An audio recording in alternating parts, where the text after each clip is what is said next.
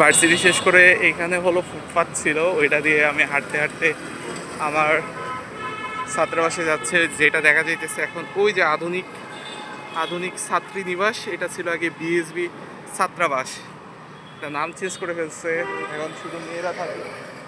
R Boikali hotel and restaurant এখনও আছে।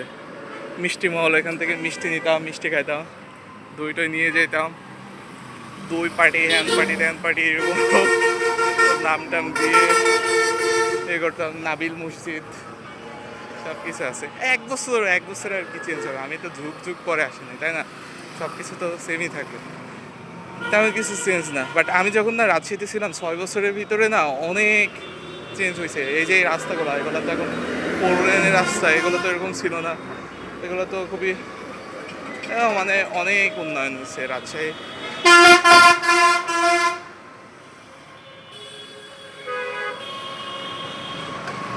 নামিল মসজিদ,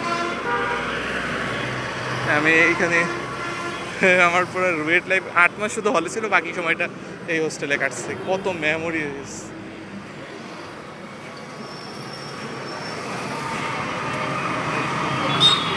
এই যে আমি কি করতাম জানেন, আমি আসলে ভার্সিটিতে ফ্রেন্ডদের সাথে আমার খুব একটা ভালোভাবে মিশিয়ে নেয় বলতে গেলে, খুবই আইসোলেটেড থাকতাম। তো আমি হলো বিকালবেলা মাঝে মধ্যে আমি কী করবো বুঝে পাইতাম না।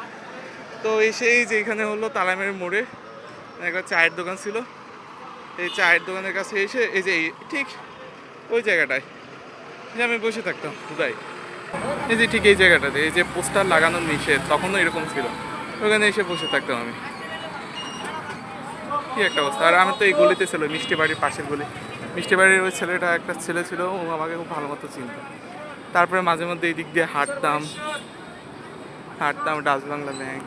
এখন ওই যে অল্পতে রাঁধুনি ঘোড়ার অ্যাড দিছে ওইটাতে, এই যে মিষ্টি বাড়ি টেস্টিটি পাশের গলি, ওখানে আমি বসে বসে এ করতাম। আর এই যে এখন কতটা চেঞ্জ তালাইমারি মোড়ে, ওভারব্রিজ হয়েছে।